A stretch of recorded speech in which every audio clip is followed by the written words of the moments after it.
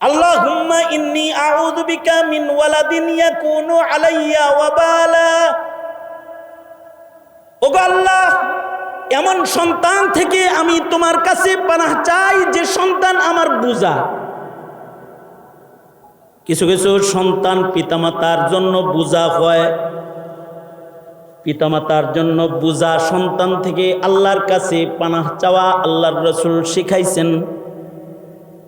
এই জন্য আজকের থেকে এই দোয়া পড়বেন আল্লাহর কাছে, ওগো আল্লাহ, আমার ঔরসে, আমার নাতিপুতি, আমার নাতির ঘরের পতির ঘরের আর একটা যেটা জাতি বা খানদানি, আল্লাহ গো আমার খানদানের মধ্যে নেককার পাঠায়, নসল দর নসল তুমি আমাকে এমন সন্তান দিবা আমার রক্তে, যে সন্তানগুলোর কারণে আমার কবরে সওয়াব পৌঁছবে।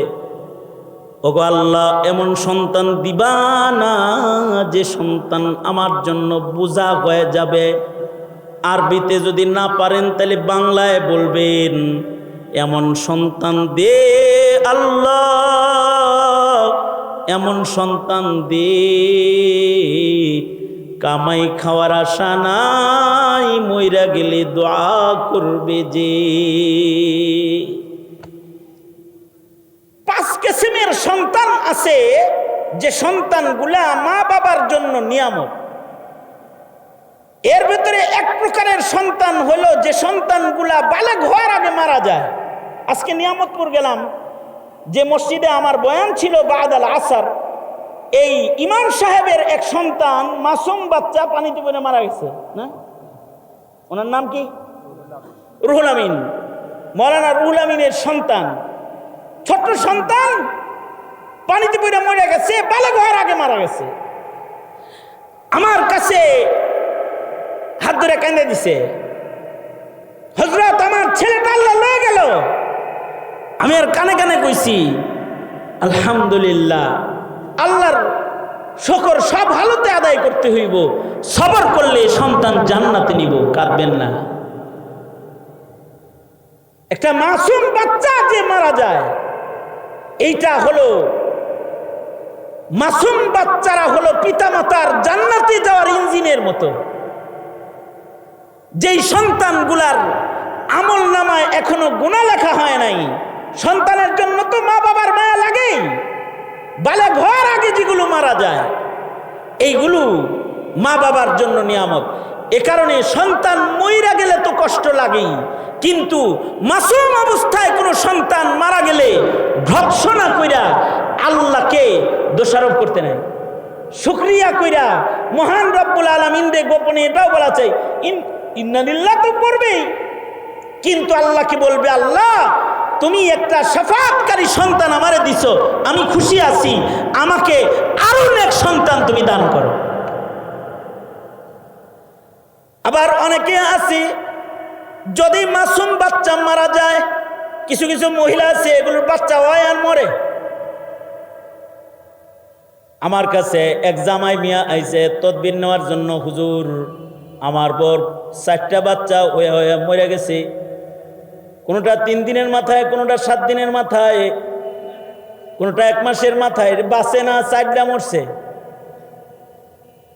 একটু তদবির দেন বাচ্চাগুলা যেন না মরে, একটু বরকতের জন্য একটু দোয়া দিয়ে দেন। আমি বললাম, আল্লাহরে কোন, আল্লাহ আপনি আমাকে নেক নসল দান করেন যেটা দুনিয়াতে আমার জন্য উপকার হবে। আল্লাহর কাছে দোয়া করেন। তো সে বলে, হুজুর আমার বিবির বাচ্চা মারা যায়, এ কারণে আমার বিবিকে আমার মা বাপে পর্যন্ত পুরা কবেল হয়ে গেলে, এটা তো ঠিক না। কারোর যদি বাচ্চা মরে যায় তাকে পুরা কপালওয়ালা বলতে নাই, কারণ আল্লাহ তাআলা ওই জাত, তিনি যাকে ইচ্ছা বাচ্চা দেন, আবার যাকে ইচ্ছা বঞ্চিত রাইখে দেন। তিনি যদি কাউরে বাচ্চা না দেন তাইলে কোনো ডাক্তারের কাছে যায় বাচ্চা হবে না। বাচ্চা কাচ্চা দেন কে? জোরে বলেন, আঙ্গুল উঠায় জোরে করে আওয়াজ করে বলেন, সন্তান দেন কে? মাজারে, কবরে, খাজার দরবারে সন্তান আছে তো, কবিরাজের কাছে সন্তান আছে তো, ডাক্তারের কাছে আছে তো, সন্তান দেনেওয়ালা কে? জোরে আওয়াজ করে বলেন, আরো জোরে আওয়াজ করে জোরে বলেন কে? আল্লাহ। আবার বাচ্চা যে লয়ে গেল, এটা কে লয়ে গেল? আল্লাহই তো লয়ে গেল। কিন্তু যদি বাচ্চা বয়সে নিয়ে যায় থাকে, এটা নিয়ামত, রহমত। আমাদের নবী আলাইহিস সালাতু ওয়াস সালামের সন্তান ইব্রাহিম ছোট্টবেলায় মরে গেছে, নবীজি কোলে নিচে চোখের পানি গড়ায় পড়ছে। সন্তান মারা গেছে, কান্না তো আসবেই। নবীজি কোলে কইরা নিজের হাতে নিজের সন্তানকে কবরে নামাইছে। কারোর যদি সন্তান মারা যায়, সে তো ইব্রাহিম কবরে নামানোর যে দৃশ্য মুহাম্মদুর রাসূলুল্লাহ সাল্লাল্লাহু আলাইহি ওয়াসাল্লামের জীবনে গেছে, ওই সুন্নতের একটা আমল সে করার সুযোগ পাইল, যে সেও নবীজির মতো নিজের সন্তানকে কবরে নামাইল। এটা তার মৃত্যুর ইয়াদকে আরো শক্তিশালী করবে, মুত্তাকি হওয়ার জন্য তাকে সহযোগিতা করবে। এখন তাই বলে আবার সন্তানের মৃত্যু কামনা করা, এত কিছু যেহেতু ফজিলত, আল্লাহ মাইরে আল্লাহ, হ্যাঁ মাইরে ফেলাও, কোন যাইব? মৃত্যু কামনা করা জায়েজ নাই, কোন মানুষের মরণ কামনা করা জায়েজ নাই। এমনকি যদি কারোর ঔরসে পাগল সন্তানও জন্মগ্রহণ করে, এই সন্তানেরও মরণ কামনা করা জায়েজ নাই।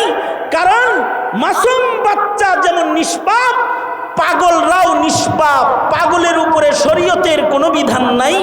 মাসুম বাচ্চারা যেমন পিতামাতাকে সুপারিশ করে আল্লাহর জান্নাতে নিবে, পাগল সন্তান যদি কারোর ঘরে হয়, এই পাগল সন্তানও মা বাবারে শাফাআত করে জান্নাতে লয়ে যাবে, শুধু পাগল পালার কারণে।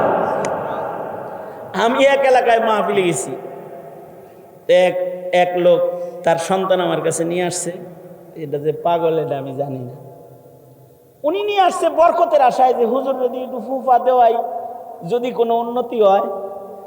তা আমি তো দেখতে শুনতে তো খুব সুন্দরই লাগতেছে, আমি হাত ধরে টান দিছি কোলে বসানোর জন্য। পাগলের কাছে তো আর হুজুর নাই। আমি টান দিতে দেরি হয়েছে, আমার নাকে মুখে মাথায় কয়েকটা মারতে আর দেরি করে নেই, ধুমধাম মেরে দিছে, ঘুষি মেরে দিছে কয়েকটা। এখন যেই বাবা আমার কাছে সন্তান রে ফু দেওয়ার জন্য কোলে লই আইছে, আর সন্তান আমারে দিছে ঘুষি, এই বাপের কি অবস্থা চিন্তা করেন। এই বাপ চিন্তা করতেছে, কি করলাম, কি হইল, হায় হায়, দোয়া নিতে আইয়া বদ্ধ হইল। এরকম একটা ভয় তার ভেতরে আসছে। সে তাড়াতাড়ি বাচ্চাকে নিয়ে যায়, বলে হুজুর আনছিলাম তো ফোনই মোবাইলা, কিন্তু ও তো আপনার ফুয়ের জায়গায় কি যে লয়ে গেল। কেন, কি হয়েছে? কয় ও একটু অ্যাবনর্মাল, হুজুর ওরে আপনি মাফ করে দিয়েন আমারে বলে। তা আমি বললাম আমি মাফ করবো কি, ওরে তো আল্লাহ আগেই মাফ করে দিয়ে বয়ে রইছে। পাগল রে তো মাফ আল্লাহই করে দিছে। আল্লাহ যেহেতু মাফ করে দিছে, আমি মাফ না করলেও কিছু আসে যায় না, আল্লাহ তো কি মাফ করে দিছে। তবে আপনি পেরেশান হয়েন না। পাগল যারা, এদেরকে মহান রব্বুল আলামিন বিচারের আওতায় আনবেন না। পাগল যদি নামাজ না পড়ে, রোজা না রাখে, এর জন্য সে শরীয়তের মুকাল্লাফ, সে না, সে এর জন্য আসামির আদালতে দাঁড়াবে না।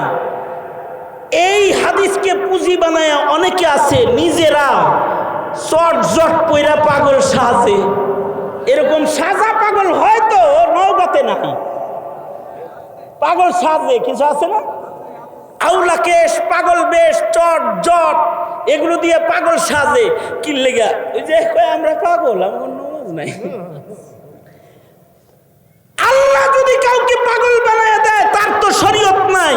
কিন্তু লা রুহবানিয়াতা ফিল ইসলাম, যারা পাগল সাজে ইসলামের ভেতরে, ওদের জায়গা নাই, ওদের জায়গা নাই। কেউ যদি পাগল সাজে, ইসলামে ওর জায়গা নাই, সে ইসলাম থেকে বের হয়ে যায়।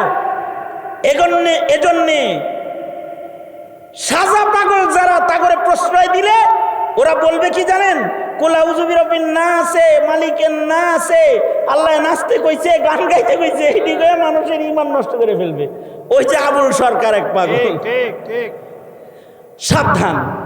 তবে হ্যাঁ, যদি কারোর ঔরসে পাগল সন্তান জন্ম হয়, সে বিলাপ করবে না এবং তাকেও কেউ তিরস্কার করতে পারবে না। যদি তিরস্কার করে তাইলে তিরস্কার করার অপরাধে সে গ্রেফতার হবে, কারণ এটা কোনো আযাব না, এটাও পিতামাতার জন্য এক প্রকারের আজমাইশ তো বটেই, কষ্ট তো বটেই, কিন্তু এটাও এক প্রকারের রহমত, কারণ এরাও পিতামাতার জন্য শাফাআতকারী হবে। আমি ওই বাপেরে বললাম সবর করেন, ছেলে শাফাআত পাইবেন। এই বাপ তখন কান্দা দিয়া কয়, হুজুর আসলেই আমার এই বাচ্চার জন্য আমি আর আমার বিবি ছাড়া ওর আপনজন বলতে আর কেউ নেই, কেউ ওর পাগলামিকে লালন করে না, আমরাই ওকে পালি। দোয়া কইরেন আল্লাহ যেন ওর খেদমতের জন্য আমগর মা বাবারে সুস্থ রাখে, আর আমাগরে যেন আল্লাহ পাক হায়াত লম্বা করে দেয়, ও যেন বিপদে পড়ে না যায়। তাহলে এই সন্তানগুলাও এক প্রকারের মিনওয়াজহীন শাফাআতের নাজাতের সামান। তবে এই প্রকারের সন্তান থেকেও পানাহ চাওয়া, শ্রেষ্ঠ নাজাতের সন্তান হলো তারা যাদের খানদানের ভেতরে আলেম সন্তান পাওয়া গেল। অর্থাৎ আজকে যে 9 জন হাফিজুল কুরআনকে পাগড়ি দেওয়া হয়েছে,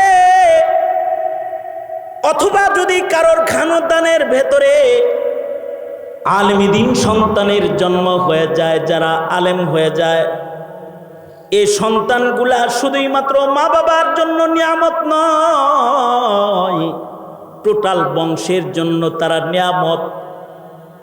এমন সন্তানের জন্য তো মা বাপ পুরস্কৃত হবে ময়দানে মাহশরে। আল্লাহ রাব্বুল আলামিন এই সন্তানের কারণে মা বাবার মাথায় নূরের তাজ পড়ায়া দিবে, যে নূরের তাজের আলো সূর্যের আলোর চাইতে বেশি ভালো হবে।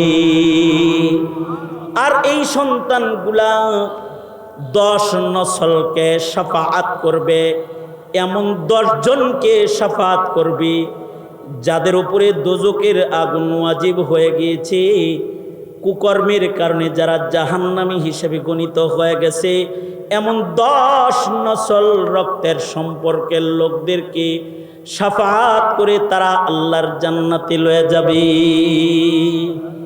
এ কারণে আল্লাহকে বলে, আল্লাহ তুমি আমার রক্তের ভেতরে আলেম দিবা, না হয় আমার ছেলে মেয়ের রক্তের ভেতরে হাফেজ আলেম দিবা, অথবা তার ঘরের ঘরে হইলেও একজন আলেম দিবা, কারণ নানা হইলেও শাফাআত পাওয়া যাইব। আল্লাহু আকবার জোরে করে বলেন, দাদা হইলেও শাফাআত পাওয়া যাইব। আর আরেক প্রকারের সন্তান হলো শহীদ সন্তান।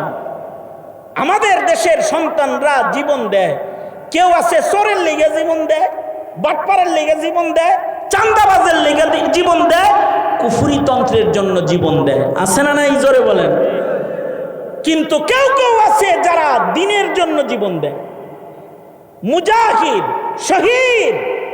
কারোর রক্তে যদি শহীদ সন্তান পাওয়া যায়, এই শহীদ সন্তানগুলা মা বাবার জন্য নিয়ামত। এজন্য নিজের সন্তানদের খালি বাঁচার ওসিয়ত করা লাগে না, মরার ওসিয়ত করা লাগে। নিজের সন্তানকে বলতে হয়, তুই যদি আমার পিতৃ পরিচয় দিতে চাস, তাহলে তোর সামনে যদি রাসূলকে কেউ গালি দেয়, তুই জীবন দিবি, কিন্তু নবীর ইজ্জতকে ভুলুণ্ঠিত হতে দিবি না, এই ওসিয়ত করতে হয়। নিজের সন্তানকে বলে দিতে হয়, যদি আমার দেশের মাটি ও স্বাধীনতা ও দেশের শান্তি শৃঙ্খলা নিয়ে যদি কেউ টানাটানি করে, তো মুক্তিযোদ্ধার সন্তান হিসেবে জীবন দিবি, কিন্তু এদেশের মাটিকে কারোর কাছে বর্গা দিবি না। এগুলো ওসিয়ত করতে হয়, কারণ শহীদ সন্তানের মা বাবারাও এরা ভাগ্যবান মা বাবা। এই সন্তানগুলাও হাসরের মাঠে মা বাবারে শাফাআত করে। সর্বশেষ কমাস কম নামাজি নেককার সন্তানও যদি কারোর ঘরে হয়ে যায়, তাইলে সন্তানের কৃত কর্মের সওয়াব মা বাবা কবরে শুয়ে শুয়ে পায়। শুধু তাই নয়, ভালো সন্তান যদি কারোর ঔরসে হয়, দুনিয়ার জীবনও তার সুন্দর হয়, কবরের জীবনও তার সুন্দর হয়, হাসরের জীবনও তার সুন্দর হয়। আর রিয়াদ পত্রিকায় একটা সাক্ষাৎকার আমি পড়েছিলাম, যে সাক্ষাৎকার পড়ে আমি আমার চোখের পানি ঝরাইতে বাধ্য হয়েছি। সৌদি আরবের এক পত্রিকার নাম আর রিয়াদ। এখানে এক বিচারপতি সাক্ষাৎকার দিয়েছিল, যার সাক্ষাৎকার পড়ে গোটা আরব দেশ কেঁদেছিল।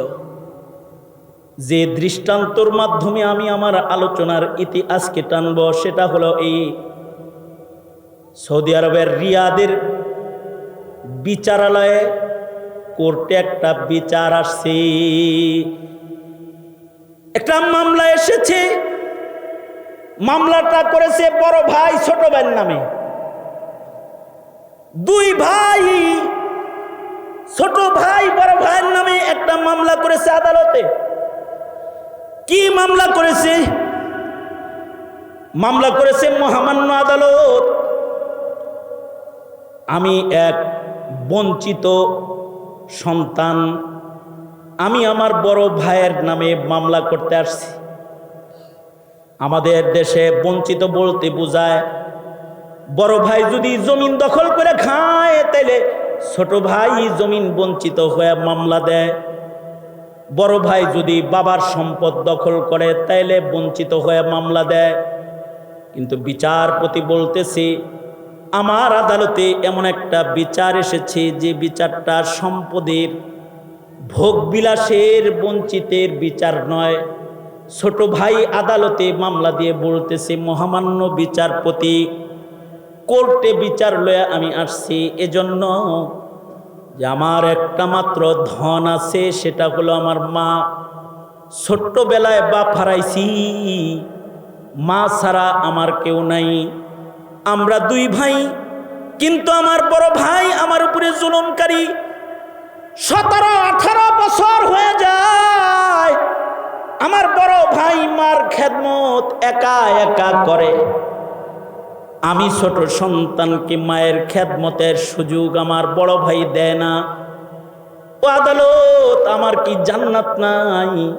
মহান রব্বুল আলামিন মায়ের পায়ের নিচে সন্তানের জান্নাত রেখেছেন। ও আদালত, আমি আমার জান্নাত পাওয়ার স্বার্থে আমার মাকে আমার ঘরে সমান ভাগে চাই। বড় ভাই যেমন খেদমতের অধিকার রাখে, ছোট সন্তান হিসেবে আমিও খেদমতের অধিকার রাখি। আমার মার সেবা কইরা আমাকে আমার জান্নাত দখল করতে দেওয়া হোক। এই আশ্চর্য এক বিচার আদালতে আইছে। বিচারপতি বলে কি যে আমি এই দুনো ভাইকে আদালতে তলব করলাম, মাকে সহ বললাম এই তোমরা আদালতে হাজির হও অমুক অমুক তারিখে। দুই ভাই আদালতে আসছে, বুড়া মারের সাথে লয়ে আইছে। বিচারপতি বলে এই বড় ভাই ছোট ভাইয়ের উপরে জুলুম করো কেন? তোমার নামে মামলা দিছে, বিচার কেন জুলুম করো জানতে চাই। কি জুলুম?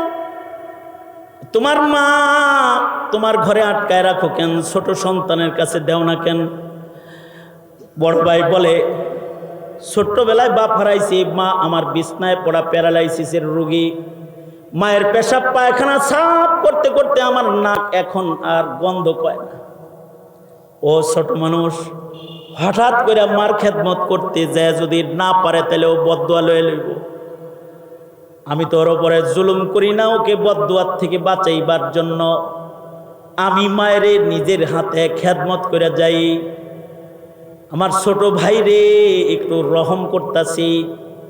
বড় ভাই এ জবানবন্দি দিলে ছোট ভাই বলে না না না, আমার নাকেও কোনো গন্ধ নাই, দিয়া টেস্ট করে দেখুক। সে যেমন খেদমত করেছে আমিও খেদমত জানি, আমার জান্নাত দরকার। মা হলো একটা, কিন্তু দুই ভাই মিলে মায়ের এখন টানাটানি। অসুস্থ মা বারবার এ ঘরে কয়দিন ও ঘরে কয়দিন, এটা মুশকিল। আদালত বলল ও বুড়া মা, আপনি তো মা হিসেবে আপনার সন্তানদেরকে সবচেয়ে বেশি চিনেন। দীর্ঘদিন বড় ছেলের কাছে ছিলেন, আপনি অসুস্থ রোগী হিসেবে কোন ছেলের কাছে থাকতে স্বাচ্ছন্দ্য বোধ করেন? আপনার বড় সন্তান আর্থিকভাবে দুর্বল, ছোট সন্তান ধনী। আপনার বড় সন্তান বুড়া হয়ে গেছে, ছোট সন্তান যুবক। আপনি কোন সন্তানের কাছে থেকে স্বাচ্ছন্দ্য বোধ করেন?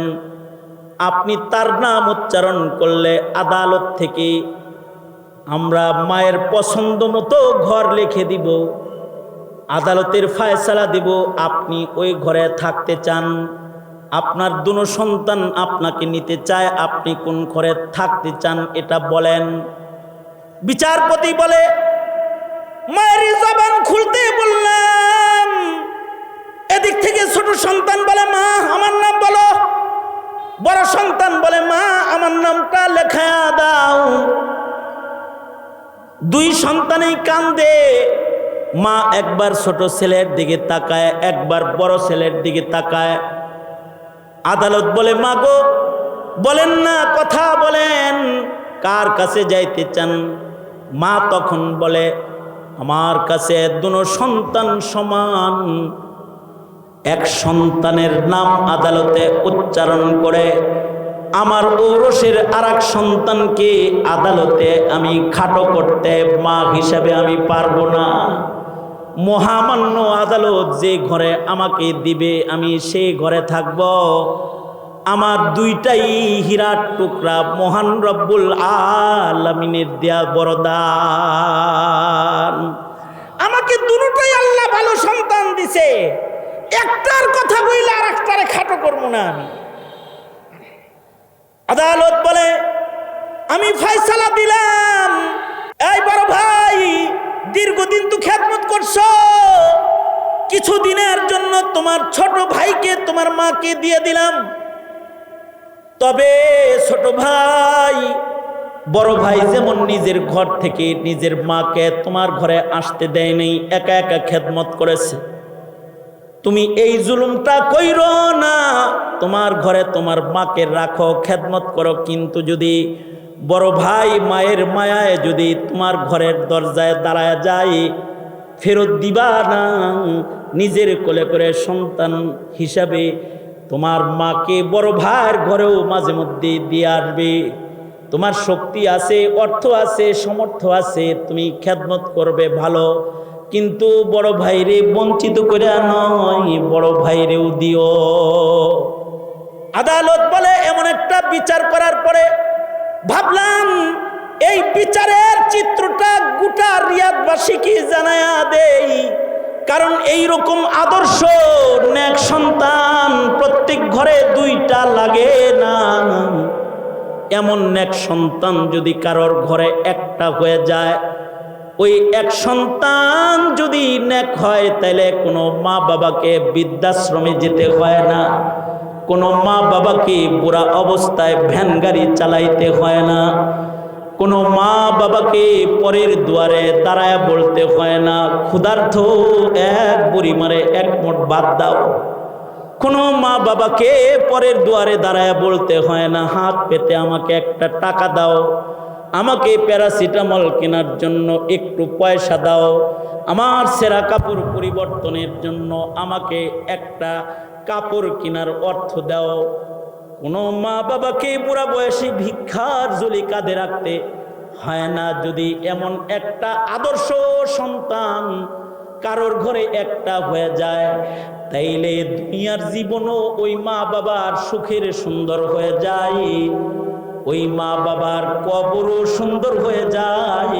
এমন সন্তান দিয়া ও মা বাবার কবরের জগতেও সওয়াবের রাস্তা খুলে যায়। এমন সন্তান দিয়া ময়দানে মাহশরে মা বাবা আল্লাহর কাছ থেকে উপকৃত হয়ে যাবে। এ কারণে পৃথিবীর প্রত্যেকটা পিতা মাতার জিম্মাদারি হলো আল্লাহর কাছে বলবে, এমন সন্তান দে আল্লাহ, এমন সন্তান দে, কামাই খাওয়ার আশা নাই, মইরা গেলে দোয়া করবে যে। আল্লাহ যেন যে 9টা হাফেজে কোরআন ছেলের মাথায় পাগড়ি দেওয়া হলো, ওরা যেন ওদের মা বাবার চক্ষু শীতলকারী সন্তান হিসেবে নিজেদেরকে জমিনে প্রতিষ্ঠা করতে পারে। আর আমাদের ঔরসেও যেন আল্লাহ পাক আমাদের নাজাত পাওয়ার উপযুক্ত সন্তান যেন আমাদের আল্লাহ পাক দান করে, এ কামনা করি আজকের মুখতাসার বক্তব্য এখানেই শেষ করছি। আল্লাহ পাক আমাদের সবাইকে কবুল করুন। সবাই ইস্তিগফার করেন। আস্তাগফিরুল্লাহ রাব্বি মিন কুল্লি যামবিন ওয়া আতুবু ইলাইহি লা হাওলা ওয়ালা কুওয়াতা ইল্লা বিল্লাহিল আলিয়্যিল আযীম। আস্তাগফিরুল্লাহাল্লাযী লা ইলাহা ইল্লা হুয়াল হাইয়ুল কাইয়্যুম ওয়া আতুবু ইলাইহি। মাদ্রাসায় কিতাব বিভাগ শুরু করা হয়েছে, আপনারা এর প্রচার প্রসার করবেন যেন মাদ্রাসার কিতাব বিভাগে ছাত্র সংখ্যা যেন বেড়ে যায়। একবার সূরা ফাতিহা পড়েন, 3 বার সূরা ইখলাস। বিসমিল্লাহির রহমানির রহিম, আলহামদুলিল্লাহি রাব্বিল আলামিন, আর রহমানির রহিম, মালিক ইয়াউমিদ্দিন, ইয়াকা না'বুদু ওয়া ইয়াকা নাস্তাঈন, ইহদিনাস সিরাতাল মুস্তাকিম, সিরাতাল লাযীনা আন'আমতা আলাইহিম গায়রিল মাগদুবি আলাইহিম ওয়ালাদ-দাল্লিন, আমিন। বিসমিল্লাহির রহমানির রহিম, কুল হুয়াল্লাহু আহাদ, আল্লাহুস সামাদ, লাম ইয়ালিদ ওয়া লাম ইউলাদ ওয়া লাম ইয়াকুল লাহু কুফুয়ান আহাদ। বিসমিল্লাহির রহমানির রহিম, কুল হুয়াল্লাহু আহাদ, আল্লাহুস সামাদ, লাম ইয়ালিদ ওয়া লাম ইউলাদ ওয়া লাম ইয়াকুল লাহু কুফুয়ান আহাদ। বিসমিল্লাহির রহমানির রহিম, কুল হুয়াল্লাহু আহাদ, আল্লাহুস সামাদ, লাম ইয়ালিদ ওয়া লাম ইউলাদ ওয়া লাম ইয়াকুল লাহু কুফুয়ান আহাদ। আল্লাহুম্মা সাল্লি আলা সাইয়্যিদিনা ওয়া মাওলানা মুহাম্মদ ওয়া আলা আলিহি ওয়া আসহাবিহি ওয়া বারিক ওয়া সাল্লিম। আলহামদুলিল্লাহি রাব্বিল আলামিন, ওয়াসসালাতু ওয়াসসালামু আলা সাইয়্যিদিল আমবিয়া ওয়াল মুরসালিন মুহাম্মাদি ওয়া আলা আলিহি ওয়া আসহাবিহি আজমাইন। রব্বানা হাব লানা মিন আজওয়াজিনা ওয়া যুররিয়াতিনা কুররাতা আ'য়ুনিন ওয়াজআলনা লিল মুত্তাকিনা ইমামা। রব্বুল আলামিন, ইয়া আল্লাহ, পিতামাতার দুয়ার দায়িত্ব কর্তব্যকে সামনে রেখে নেক সন্তান তোমার কাছে চাওয়ার বিষয়ে ছোট্ট একটা সবক তোমার বান্দাদের সামনে তাকরার করেছি। 2টা হাত ভিক্ষুকের মতো বাড়ায় ধরেছি। জিন্দেগীর সব গুনার জন্য তোমার কাছে মাপ চাই। ও গো আল্লাহ, মেহেরবানি করে আমাদের জীবনের সব গুনাহ তুমি মাফ করে দাও। কার কি আশা ব্যথা সব তুমি জানো। সবার মনের নেক আশাগুলো কবুল মঞ্জুর করে নাও। বেপানাহকে পানাহ দাও, বেরুজিকে রুজি দাও, অশান্তি দূর করে শান্তির ফয়সালা করো। আল্লাহ রব্বুল আলামিন, মাদ্রাসার ছাত্রগুলোকে কবুল মঞ্জুর করে নাও। ইয়া আল্লাহ, ভাই আব্দুল্লাহকে তার ব্যবসা বাণিজ্যে বারাকা দাও। ইয়া আল্লাহ, হাজিদের খেদমত করে খেদমতের ভেতরে বারাকা দাও। ইয়া আল্লাহ, নেক সুস্থ হায়াত বাড়ায় দাও। উলামায়ে দ্বীনদেরকে মোহাব্বত করে উলামায়ে দ্বীনদের খাদেম রব্বুল আলামিন জীবনভর আলেম উলামা ছাত্র তোলাবার খেদমত করার তৌফিক দান করো। আল্লাহ, তোমার বান্দারা এই বৃষ্টি ভেজা রাতে ঝড় তুফানের ভেতরে, উপরে আকাশে সামিয়ানা নাই, কিন্তু তোমার বান্দারা বসে রয়েছে। গোলাম কিছু বলেছে, মধ্যরাত পর্যন্ত বসে বসে তারা শুনেছে। রব্বুল আলামিন, তাদের কোরবানিকে কবুল মঞ্জুর করে নাও। যাদের পিতা মাতা কবরে চলে গেছে তাদের মা বাবাকে মাফ করে দাও। মা বাবার কবর জান্নাতের বাগান বানায় দাও। যাদের পিতা মাতা আছে নেক হায়াত লম্বা করে দাও। আমাদের সালাম পেয়ারা নবীর রওজায়ে আতহারে পৌঁছায় দাও। আল্লাহ, জানি না কোন দোকানের কাফন রেডি হয়ে গেছে, কোন সপের বাসনা জানি পেকে গেছে, কখন জানি মসজিদের কোনার পালকি বাড়ির দুয়ারে দাঁড়ায় যায়। আল্লাহ, কবরের পালকি পাঠানোর আগে কামিল মুমিন বানায়া দিও। রব্বুল আলামিন, দূর দারাজ থেকে উলামায়ে দ্বীন যারা মুহিব্বিন মুতাআল্লিকিন সফর করে এসেছে, কদম কদম নেক দিয়ে তাদেরকে বাড়ি ফিরায় দাও। আসমানে নায়েবে নবীর দপ্তরের নাম উঠায় দাও। আল্লাহ, তোমার রাসূল বলেছে সফরের হালতে দোয়া কবুল। আল্লাহুম্মা জাআল সারানা আলা মান যালামানা ওয়ানসুরনা আলা মান আদানা ওয়ালা তাজআল মুসিবাতানা ফি দীনিনা ولا تجعل الدنيا أكبر همنا ولا مبلغ علمنا ولا غاية رغبتنا ولا تسلط علينا من لا يرحمنا اللهم زدنا ولا تنقصنا وأكرمنا ولا تهنا وأعطنا ولا تحرمنا وآثرنا ولا تؤثر علينا وارزنا وارض عنا يا كريم اللهم عافنا في قدرتك وادخلنا في رحمتك نسألك العفو والعافية في الدنيا والآخرة اللهم إنا نستعينك على طاعتك اهدنا الصراط المستقيم صراط الذين أنعمت عليهم غير المغضوب عليهم ولا الضالين آمين آمين آمين آمين اللهم آمين برحمتك يا أرحم الراحمين السلام عليكم